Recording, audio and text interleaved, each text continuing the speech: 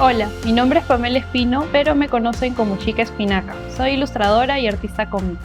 Mi trabajo incluye el diseño de empaques, afiches, portadas de discos y hasta mi propio cómic, Indie Rocker Kitty.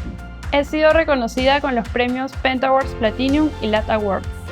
Me gusta crear ilustraciones de lugares mágicos o donde quisiera estar, añadiendo elementos importantes para mí y con mujeres como protagonistas. Me gusta retarme a mí misma para contar toda una historia sin recurrir a los globos de diálogo. Para lograrlo, pienso que la paleta de color es un elemento fundamental, ya que nos ayuda a comunicar de una forma sutil, logrando mover las emociones de nuestros lectores sin que lo sospechen. En este curso de doméstica aprenderás a dibujar personajes partiendo de una conceptualización creativa y haciendo énfasis en el color.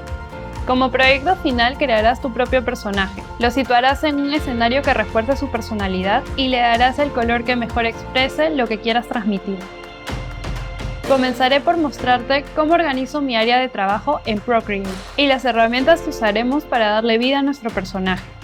Luego entraremos de lleno a la conceptualización. ¿Quién es nuestro personaje? ¿Cuál es su personalidad? ¿En qué mundo vive? Y lo que quiere lograr. Con esta información crearemos un concept board para darle una personalidad más definida y conocerlo mejor.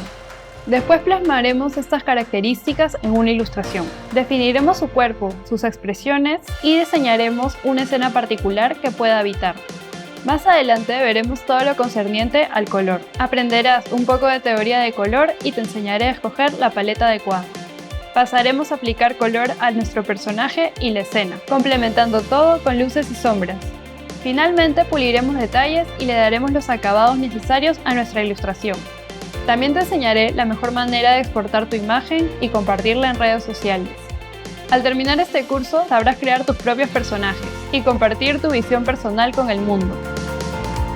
Para tomar este curso necesitas tener conocimientos básicos de Photoshop o Procreate. Necesitarás también un iPad con Procreate y Apple Pencil, o si prefieres, una computadora con Photoshop y una tableta gráfica. Vuelca toda tu imaginación y crea personajes tan especiales como tú.